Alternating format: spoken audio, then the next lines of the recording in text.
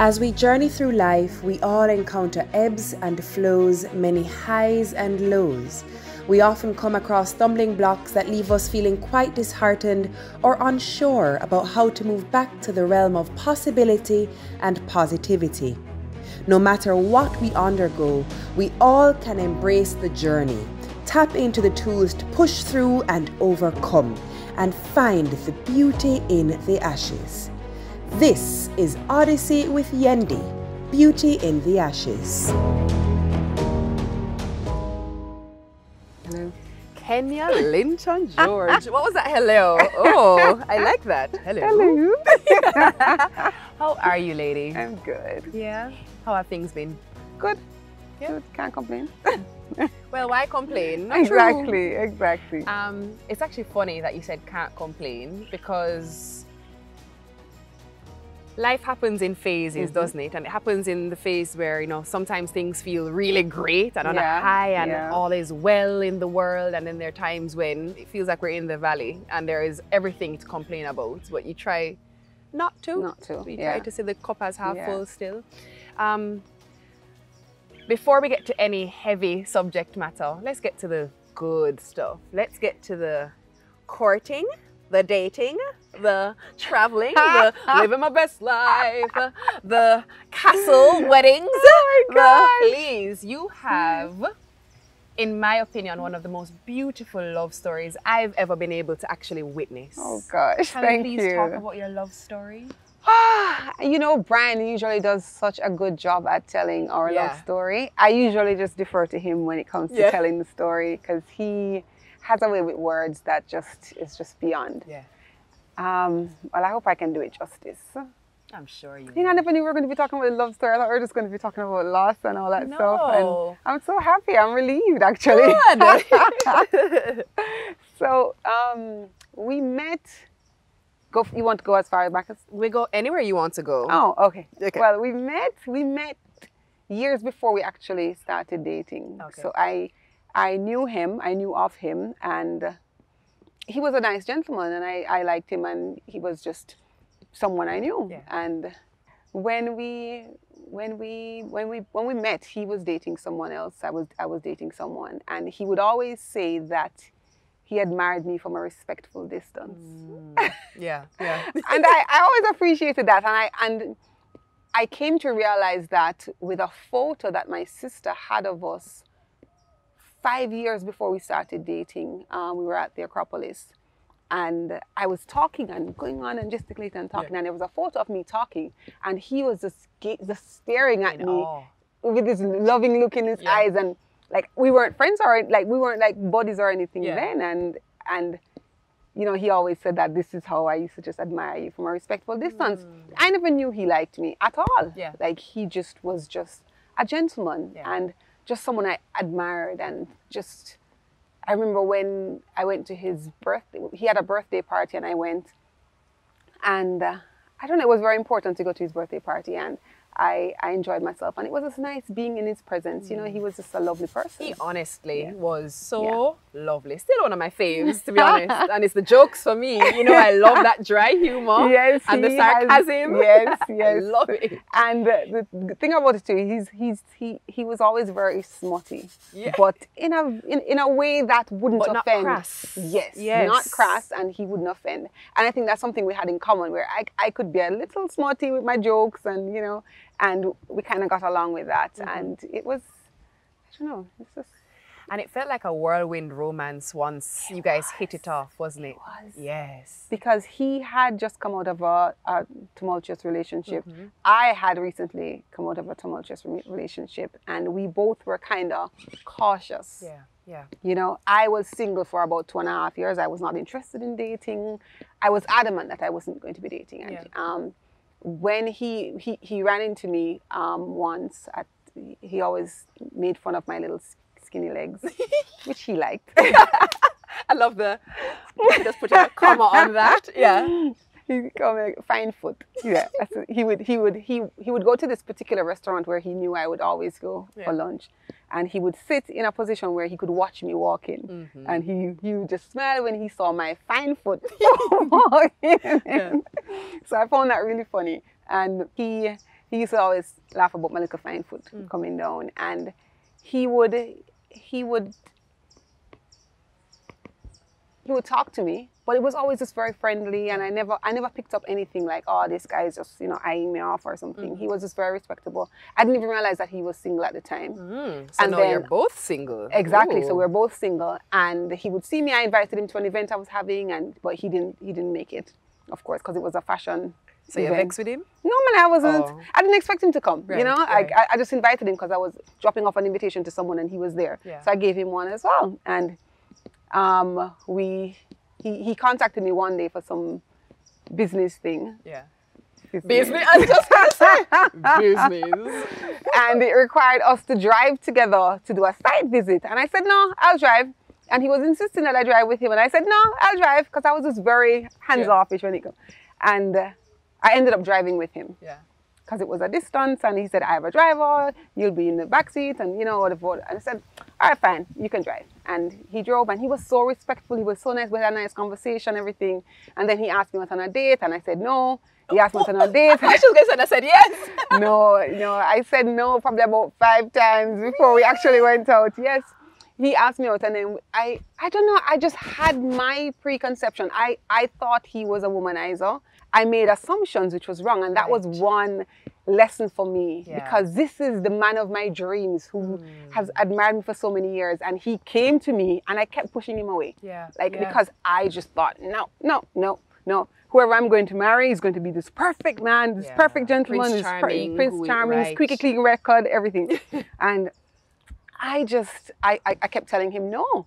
And he would always, you know, I'd like to take you out. And I'm like, no, let's just be friends. Let's just be friends. And I just kept saying, let's just be friends. And he went through the whole friendship thing. We chat on the phone a lot, everything. And that's it. We were just friends. Yeah. And I was comfortable with that. And I also felt a little bit shallow, because a part of the reason, to be honest, why I was a little apprehensive about dating him was, at the time, he was a little bit overweight. Yeah. And I didn't want to date someone who didn't take care of themselves. And because I worried about, you know, what would come of them if they don't take care of themselves. And so I was a little bit shallow, and I thought it so much afterwards. Once we got together and I realized the amazing person he was, I couldn't forgive myself for being shallow even for a minute. To say, he's a little overweight. And girl, we do that all the time. Like you meet a nice guy, and if he's not tall enough, you say, kind of short. And you have all these tick boxes. Notions of what he should look like. Yes, exactly. And he didn't tick that box, and I was just like, whatever. And it was just by chance we ended up dating, because we were friends. He became ill. He became ill, and I went as a friend to drop off a get well card and a little gift to him. And this was my first time going to his house, even though I knew where he lived, and he always invited me up, and I never went. And it was just around the corner from me. And I went to drop off the gift, and actually I should backtrack to how we realized that we lived so close to each other. Actually, how did you realize? Yes. Was it in that car ride? No. When you had to drop you back off? No, it wasn't. It wasn't that time. It was after. It was after that. The car ride happened after. I really need to backtrack. That's why he tells the story so much better. I have a very funny feeling that I can actually picture him right now being like, Keneea, you want me to tell the story? No, dear. Come, let me step in and tell the story now. And he does such a good job, because he said, our love story. Have you seen The Adjustment Bureau? I haven't. With Matt Damon? I haven't. It's a movie about a man who, I think he was always being moved away from his destiny. And this girl who he was supposed to be with would change his life so much that it wouldn't allow him to fall into the system of being controlled and becoming the greatness on the other side that he should be. So they kept avoiding that interaction. And he said our romance or our connection was almost like The Adjustment Bureau. And we would always meet up. And every time we met up, I would always say, no, not interested, or no. Or he would be in a relationship, or I would be in a relationship, or something. And it took years for us to finally get together. And how it happened was, one morning, I had a I had just moved back to Jamaica, and I was living just 2 streets away from him. We were in the same neighborhood. He was on this block, I was on this block. I didn't know.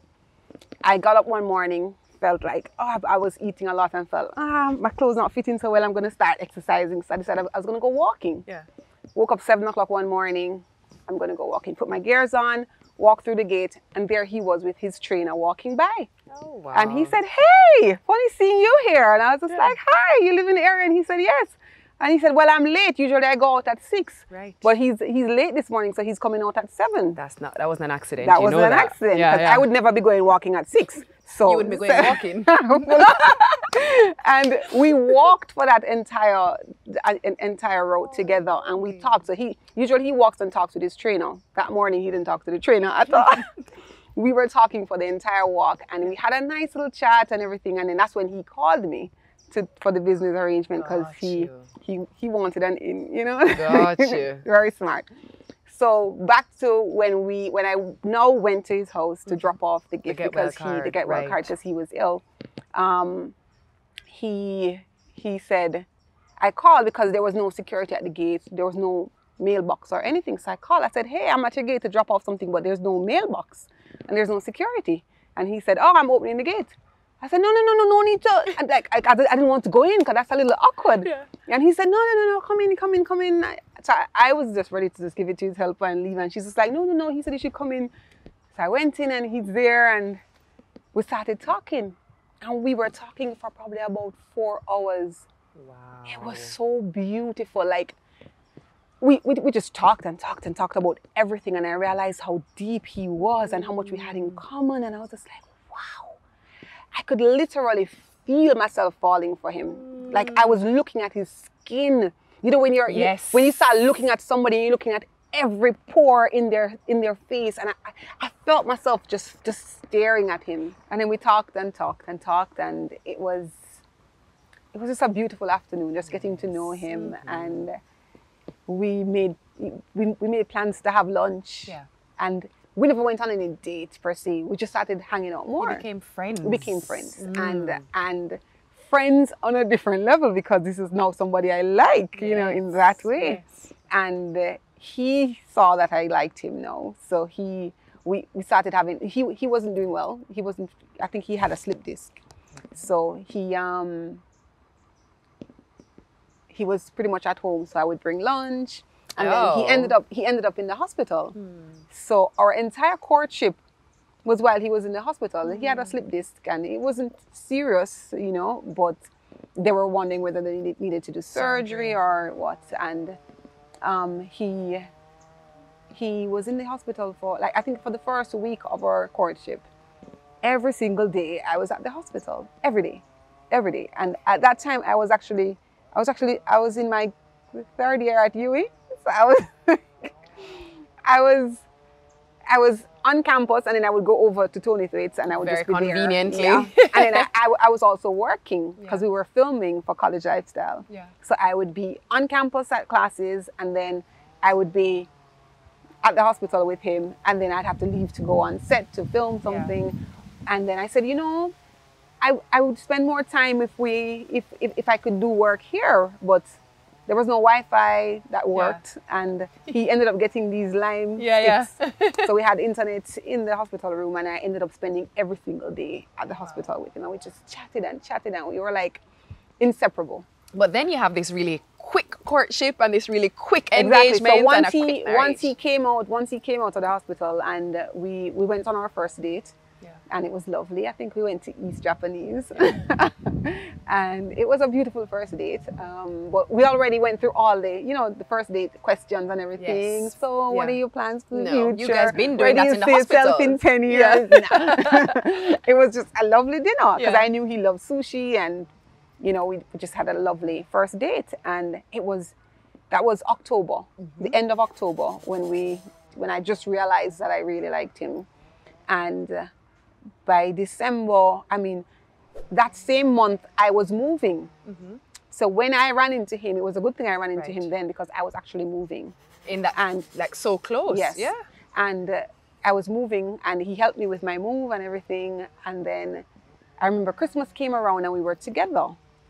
And I never told any of my friends because it happened so fast. This was like 6 weeks later, and it was like pretty much December. Yeah. And he was having a little pre-Christmas party at his house, and I was there, and he was kind of propelling me forward, and I felt like I was the hostess, you know, and I was just like, no, this is too quick, this is too soon.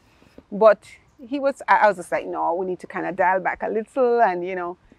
And in December, I remember we spent so much time together, to be honest, and I felt a little guilty about it, but when I got my apartment in October, I never spent one night there. Yeah. This is how fast, it's almost as if you grasped something that should have been yours all along, and you're just holding on. You're not going to let go of it, yeah. And we spent every waking moment together. Yeah. And it was funny because, and he was such a gentleman. Yeah. Because I've always been very conservative when it comes on to relationships and intimacy.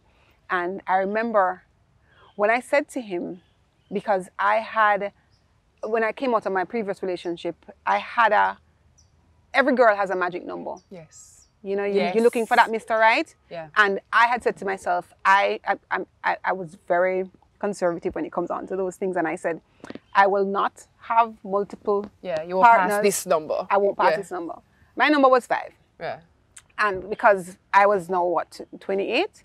And I had friends who had gone through probably 20 different boyfriends. And it's not because they're promiscuous, it's just because nothing really lasts forever. You don't know how things are going to turn out. And one relationship lasts 6 months and it ends, and you're dating again, and you're dating again. And in college, you might date 4 different guys. And then I was always in long relationships, or I was single for a very long time. Girl, I see you on that, girl. So I was single for 2.5 years, and during that 2.5 years, I took a vow of celibacy. Yes. And my aunt gave me a chastity ring, and I said, I vowed that the next person I'm with is going to be my husband. So therefore, I'm not dating. I'm not, doing any of that stuff. So I was so cautious when it came on to dating, and when I said it to him, I was just like, oh God, he's just going to not for me. Yeah. So I said to him, I'm not having sex before marriage. And he said, what do you mean by that? Exactly what I said. He said, I'm not having sex. He said, are you a virgin? I said, no, I'm not a virgin, but I have made a decision. Yes. I'm not having sex before marriage. Whether I made a mistake before, 1 or 2 times, it's fine. But I've now come to my senses, and I'm not having sex before marriage. This is my choice. Yeah. And I thought, here we go. He's going to think this girl is nuts. She's not even a virgin, and she's come to tell me she's not. Go on. Exactly. Go on about your business. Yeah. And I had gone on dates before where guys have really been into me. We've been friends, and I tell them I'm not having sex before marriage, and they kind of hang around for a little to see if you're serious, then they're not serious and they're not the one, and you kind of just, you let it fizzle out. Because if a man is serious about you, he'll step up to the plate. Yes. And when I told him that I wasn't having sex before marriage, he respected that. Yes. And we were spending every waking moment together. We connected on such a level. It was unbelievable. I couldn't even explain to my mom, and I'm an adult, I couldn't explain to my mom that I wasn't living at my apartment. I was practically living with him. Yeah. And I wouldn't give up my apartment because I was just like, well, I'm not living with you. Technically, I'm just staying, I'm just hanging out. I'm just hanging out. But I never slept one night at my new apartment. So, we were practically living together. And this was as soon as we started dating. And that's why you can't put a time on anything. Because I would have said, no, we can't move in until 6 months down the line, No. This was within weeks. Yeah. I was there every single day. And I remember we started, this was the end of October, and December, he bought the ring. He bought the ring in December. And how I found out he bought the ring was I was using his laptop one day, and when I took it up, it was on a ring site. He was choosing the ring at that time in December. I just got goosebumps. And I was just like, wow. He's taking me serious. And this is 6 weeks. This is less than 2 months into dating. And I said to him, I'm not having sex before marriage. And I'm thinking, maybe he just wants to have sex with me and he's going to pretend to. So you start thinking all kinds of things. And I said, no, this is real, because it felt so real. And I remember my girlfriend, Cami, I had driven to her apartment. I hadn't told her, this was before I had seen the ring. This was like November when we had just started dating. And I saw her after weeks of not seeing her, and I looked very happy, and she was like, "You look very happy. What's going on? Like, what's going on?" And I said, "I think I'm in love." Yes. And she was just like, "What? With who?" And I told her. She's like, "What?" And she couldn't believe it. And it was just nobody knew we were dating. Yeah. It just happened so fast. And before I knew it, he was shopping for a ring, and by January he proposed. Yeah. Was that on his birthday? No, it wasn't on his Oh, birthday. okay. 'Cause I remember that his birthday is January. January, Yeah, I remember so that. And I kind of knew he was going to propose because I saw him shopping for rings. Yeah. So once he said, I think we should go to Strawberry Hill for the weekend, I said, "Oh, okay. Let me go get my nails done."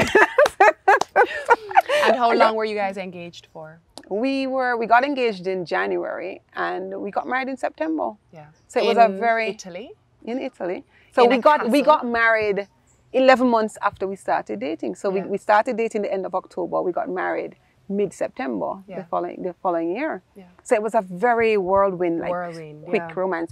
When I told people I was engaged in January, they didn't even know I was dating. Right. They're like, close friends were saying, to who? Yeah. And it sounds terrible, but for that entire 3 months, it felt like 3 years, like we were making up for lost time. Yes.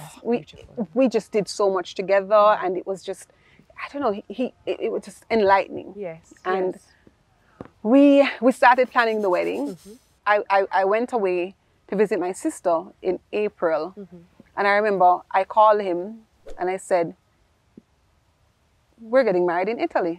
And he said, "Huh?" I said, "We're going to get married in Venice." Because we were there, and we were planning where we were going to do honeymoon, and Venice was one of the locations. And then I said, "Why don't we just have the wedding in Venice?" And he said, "That's a good idea." And it was a beautiful, intimate occasion. It was the most beautiful experience ever. And also, you both are just lovely people. No, honestly. And I'm not saying that just to be silly, but I know you both so well, and you're both just nice, girl. Nice. But we started this by talking about the highs and the amazing, feeling of living the best life ever, and then the valleys that come. How long were you guys married for? We were married for 6 years. And then 6 beautiful years. 4 years into our marriage, he had a stroke. Yes. And when we started dating, he had taken on this holistic lifestyle. Yes. He had started exercising. Well, he had started exercising before and started losing weight, but he had started eating healthy. Yeah. So before, he used to joke that he would have to kill a cow when it was time for him to eat because he loved his steak, and he had stopped eating red meat. Yeah.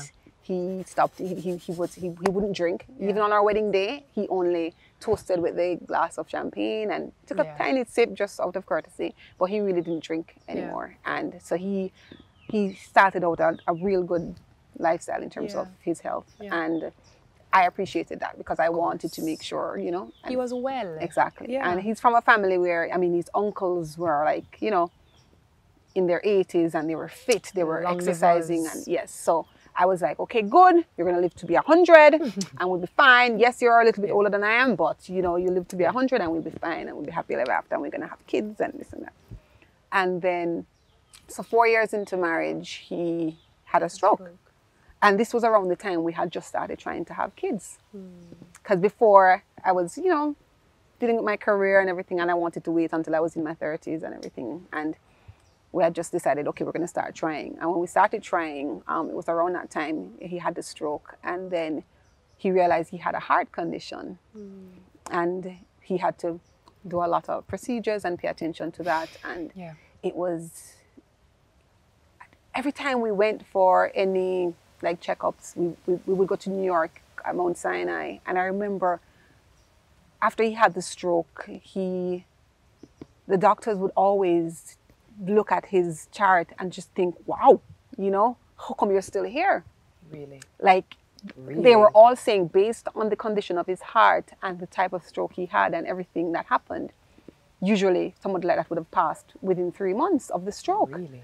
And they were trying to figure out why it was. And I just thought it was, you know, his lifestyle and just general happiness and just, you know, just the will to live. Yes. And I remember the last time we went to New York before he actually passed, when he was about to do the last procedure, which was to put in a pacemaker. There was a new doctor that had come over from India, and it was some top doctor that came to Mount Sinai, and it was his first day, and he took up Brian's chart and he said, "Shit!" And then he had to apologize because he was just like, I'm sorry. Like, he's just like, I can't believe that on my first day I've gotten the worst case. Oh my gosh. And I was just like, what kind of thing is that? What do you mean? What do you mean the worst case? And he's just like, I don't mean it like that. I mean, this is unbelievable. How are you still alive? And he just kept saying, you know, how are you still alive? And I'm like, is this something you're supposed to be saying to a patient? Honestly. You know, like, yeah, we're defying whatever, but let's level go and talk to the other doctors and come back. And then he left, and actually I went and spoke to the other doctors, and Brian had done like multiple heart procedures. He had, you name it, he's done it. And he was still alive 2 years after the stroke, 2.5 years after the stroke, and he was still alive. And the doctors were saying, you're going to need a heart transplant. And we said, okay. So we came back to Jamaica, and we were getting ready to have him listed for the heart transplant. And it was, I remember we came back to Jamaica the Wednesday, and the Thursday we drove up to Irish Town, and I remember when I look back at our WhatsApp messages, I was sending him information from the lady who was dealing with accommodation, because we were choosing whether we were going to go to LA for the surgery or Arizona, because those were the two best places for him to be shortlisted in a quicker time. Because New York, you'd have had to be on the list for like 6 months. Long waiting list. And they said, you need the heart transplant now. And I said, why didn't they tell him this 6 months ago, you know? Right. And they kept, doctors, I find, they will say, oh, your heart rate is slow? Okay. What's the quick fix? They won't look at, you know, the long term. If they were looking at the long term, they would have said, you need a heart transplant. One of his doctors, Dr. Gopalan, actually said it to him. And even Dr. Herlock actually said it. But his actual doctor who was in charge of advising him didn't say it. Say, you need a heart transplant. And it was when he went to Dr. Gopalan, he said, if I'm to be honest, Brian, you need to get a heart transplant. And he said, how soon? And he said, no. So we immediately started the process. And we came back to Jamaica the Wednesday. And the Thursday we went up to Irish Town, and he wasn't feeling well. And he said, boy, you know, I haven't felt this sick in a long time. And it was like a flu virus. And we called his doctor. His doctor said, I have the same flu virus. I'm actually at home. She prescribed something for him, and he was home. And I remember the Saturday, I had to go to work. So I came home twice that day. I came home to bring him lunch, and then I came back home in between just to check on him, and then I came home in the evening, and he was fine. And but he was not feeling well. He had, you know, he was having a cough, and he was just not looking himself. And it was just, the doctor said it was a virus that was going around, and because he had just traveled, it was probably that. Picked up a bug. Exactly. So she prescribed some antibiotics because he said he was coughing up. He had a lot of cold and everything, and we thought it was just a flu or something. And I remember the night we went to sleep, and he said, stay on your side, because I would normally want to cuddle up and everything, and he said, stay on that side of the bed. I don't want you to catch my flu, you know, because he honestly thought it was a flu. And he said, okay, you know, stay on that side. I don't want you to catch my flu, whatever. And I was like, okay, went to sleep. And at about 5 in the morning, I heard a sound, and it was him, and he had just had a heart attack. And I was literally in shock. And like, I started screaming and everything, and I called the ambulance. I first called King Alarm, and then we called the ambulance and everything, and the ambulance was taking forever to come. And for days after, I was in pain because I was trying to lift my husband by myself. And my little arms can't manage, but I was trying to lift. I was trying to get him into the car, and then my security outside came and helped, and everybody was helping, and we got him in the car. And when I got to the hospital, the ambulance was literally just on their way. So if I was there waiting, I would still be waiting, and they'd probably be calling for directions. And I was just like, this is ridiculous. And we got there, and the doctors said, I'm sorry, he's gone. There's nothing we can do. And I'm looking at them like, what do you mean he's gone? Like, it's that moment when somebody looks at you and tells you, because I'm thinking, you know, something, he just passed out, and, you know, because I was trying to give him mouth to mouth and it wasn't working. So I'm thinking, he just passed out. We just need to get him to the doctor, and they need to just do the, you know, resuscitation. Yes, yeah. And he'll be fine. The shock. Mm-hmm. And I was just, that moment when they say to you, I'm sorry, there's nothing we can do. It's almost like you think it's a joke, like it's a prank. And I stood there, I'm in my bathrobe. I can't even touch that bathrobe again. Like every time I see it, it reminds me of that morning. And I'm standing there in the hospital in my bathrobe, practically barefooted, and I'm thinking, you just feel so empty. It's like time freezes, and it's just, in that moment, like nothing else exists. And you just, I didn't accept it. And I was calling his doctor, but it's at 5 in the morning, so nobody's answering their phones. Nobody answered their phones. Like, we were calling everyone, and I had to wait. And I never accepted the fact that he was gone until his actual doctor said to me, he's gone. And even after she said that, I sat at the hospital for probably 3 more hours because I just couldn't. What do you do when, you know, I took my husband to the hospital, and every time before then when we went to the hospital, we left together. We always left together, and I'm thinking, what am I supposed to do? And it's the most surreal experience, that just arriving there with him and having to leave without him. It is the most incredible experience. I can't even explain it. Like, and I remember when they came and they handed me his ring, and I was just like, because this is not a material thing, and they just have to hand it over to you. And they came and they handed me his ring, and I was just like, and I'm looking at the people, and I'm thinking, this must be a joke. And I'm standing there the whole time, and I'm just like, this has to be a joke. And you're lost. And people start arriving at the hospital because word started getting out. Because, you know, when I'm taking forever to accept it, everybody else, 5 minutes after it happened, it was practically on Twitter.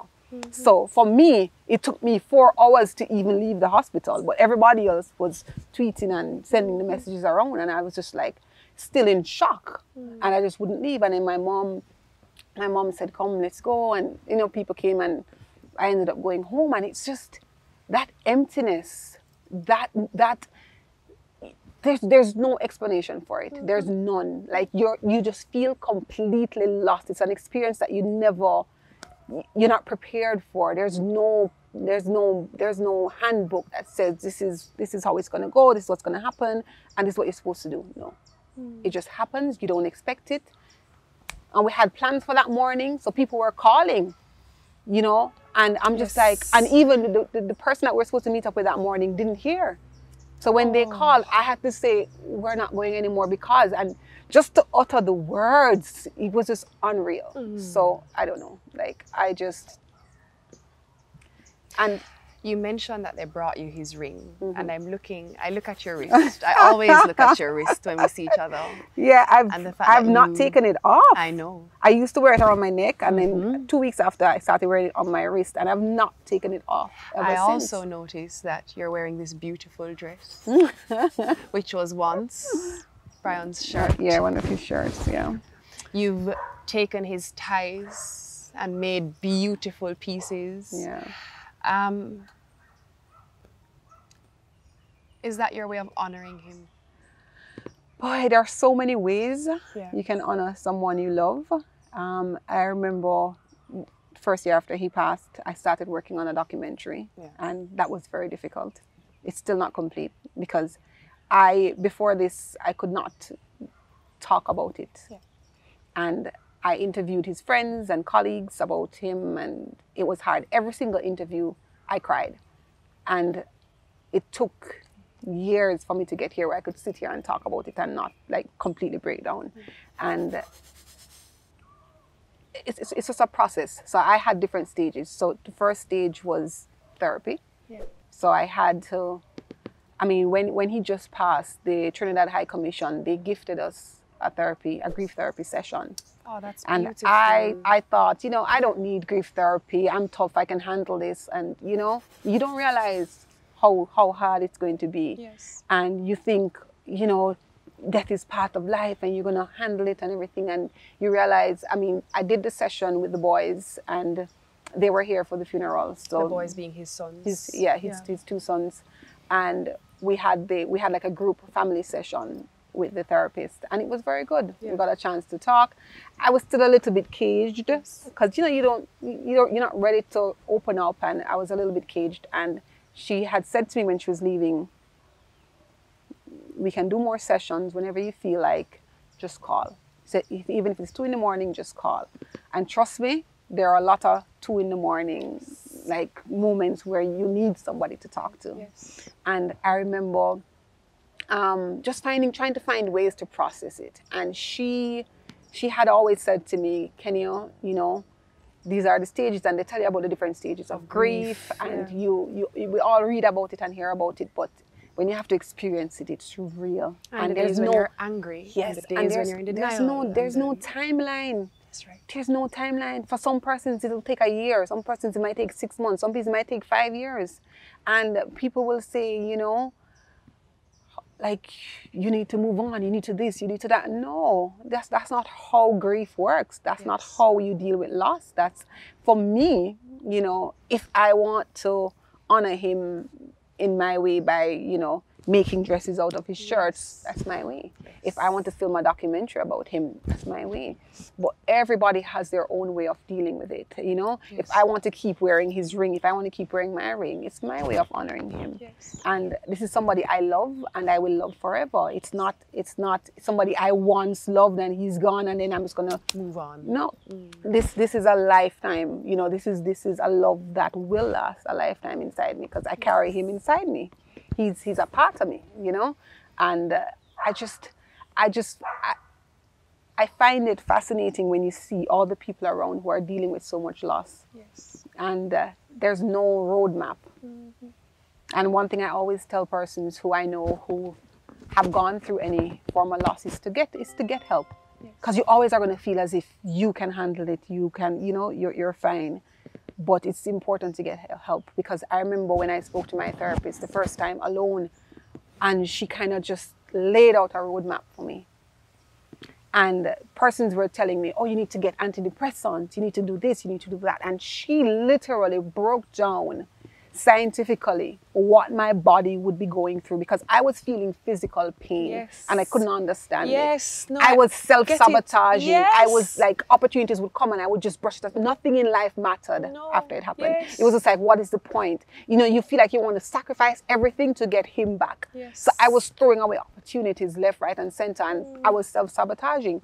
And I needed someone, I needed something, and I reached out to her and she laid out a roadmap and she said, you know, this is what's going to happen, and when you do this, this is what the body is doing, and when you feel this, this is what is happening. And this, she gave me a plan.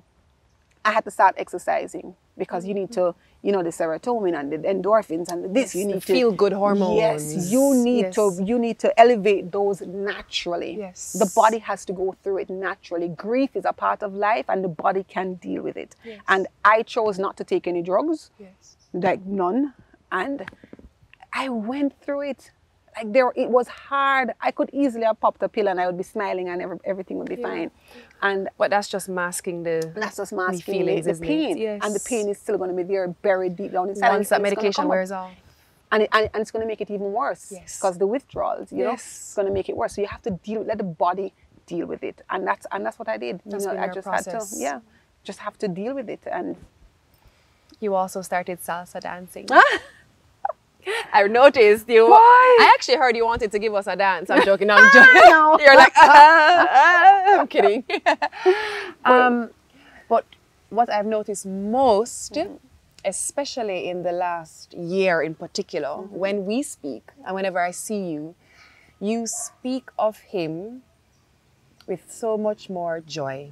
It's not as painful. It's... man, he really did nice. And he really was funny. It takes time to get there, because at first I suffered from what they call agoraphobia.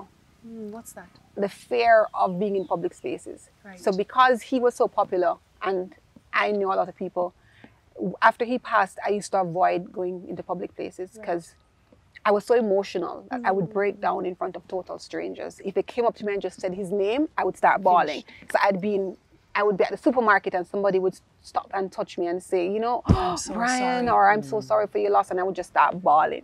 And I remember one day I was at Fontana and this lady stopped me and she was telling me about how amazing he was and that she served on a board with him and how balanced he was and the type of man he was, the credibility and the integrity and everything he had and how much she respected him. And I just started bawling. And it's a complete stranger. I didn't know her. And I'm in Fontana. It was a trigger. I'm trying to shop and this lady, you know, she's doing what she is means right. Well. She means well. Yeah. But I broke down and I ran out of Fontana and left what I was trying to get because I was just having a panic attack. And that's when I eventually called my therapist. And I just said, I can't deal with this anymore. And it's not that I don't want people to, you know, support share you and support. But I need to process it. And I literally just went in hiding. I just needed to learn. Like even this, I couldn't have done it. I know. Couldn't. I know. I would be bawling the whole time. I remember Anthony had done a feature because they tell you need to do things to keep yourself active, occupied. Yeah. And I put together a collection and I did the collection and Anthony came and featured the collection. And you know what? After I did the show and did the collection, it felt so empty. Like, because typically, if you do a show, as I know very well, he's there with a bunch of roses at the end to say, good job, darling. Yes. Or waiting in the sidelines, watching, he was giving you feedback. He was always in the side, always in the wings waiting. Always. And after the show was done, everybody left and I was just there. And I remember I bawled the whole time. And during the interview with Anthony, I cried and I begged him not to air it because I was just like, I don't want to be crying. And I didn't expect him to ask me about Brian. And at that time, it was still a trigger. If you say his name, I just broke down. Yeah. And he said, so how are you handling it after? And I just completely. And he was so nice. He actually didn't air the part where I completely broke down. So I was grateful. And it was just... Because we're human first, exactly. Before we're sensational, first. Before we love great excitement, we're humans. And we all have the human experience. Exactly. Yeah. And you can share and inspire without having to bawl down the place or sensationalize someone's pain. Exactly. Yes. So for me, it was the emptiness that came after. So for instance, it's important to plan things and to do things and keep yourself occupied, but what you're doing has to make sense. Yes. Because everything I did for the first 2 years, I would say after he passed, was completely empty. Yes. I was just doing it for the sake of doing it. Every time I did anything, I would just literally bawl right after. Yeah. And everybody left and I was like literally in the shop by myself crying. And I was just like, it's so empty. Everything just feels empty. And I started to just, I don't know. What was the thing that made life start to slowly feel a bit full? Spending more time with family, going within and embracing the pain and the loss, processing it and understanding that it doesn't have to become you. Yes. You know, you have to go within. You have to stop. You have to be in the present and just block out all the noise, block out all of the expectations, everything, and just look at where you are, what is happening, what you want from your life, and just process it. You have to process it. And until there's a lot of noise. People are going to come and, oh, God knows best. He's in a better place. That is very triggering. That is, I mean, even for me with the loss of my mother, that was extremely triggering because... And there's... How God going to know best when me there suffer? You know what I mean? That's the mindset, and it makes you question it, and you don't want to question You don't want to question God. But, you know, at the same time, for persons who don't know what to say when someone loses someone, it's best to not say anything. The best thing to say is, I can't possibly imagine what you're going through. Because you can't.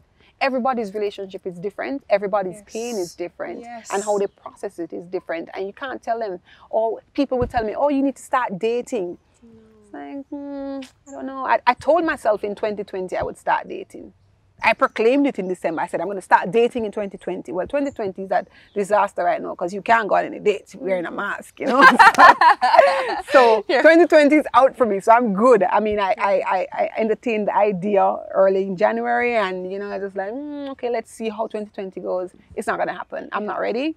And 2020 is a mess of a year. So I'll just ride it out. And 2021, who knows, maybe. Maybe that would be the year. So it would be what, 5 years?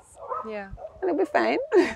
And you know what? Bridge cross when reach. Exactly. Bridge cross when reach. And at the same time, I'm not running away from love because people will see me and they'll say, why are you still wearing your ring? You're chasing away any potential suitors. I'm just like, anybody who I'm going to love is going to understand that I once loved before. That's right. And I know what love is. That's right. And they're going to love me knowing that I understand what love is. And that love is, you won't even be able to chart it. So therefore, I don't need to pretend as if I don't love somebody else for somebody else to love me. That's right. Like, I'm fine. That's like, God will send me that love when it is ready. Yes. When it's time. Yes. When it is time. Yes. There may be someone who is watching this now who is just like, I only buried my loved one a month ago, 2 months ago. I'm still angry. I'm still in shock on most days. What do you say to that person? Feel it, process it, and surround yourself with people who love you. And don't let people tell you that it gets better with time, because it doesn't really get better with time. You learn how to process it with time.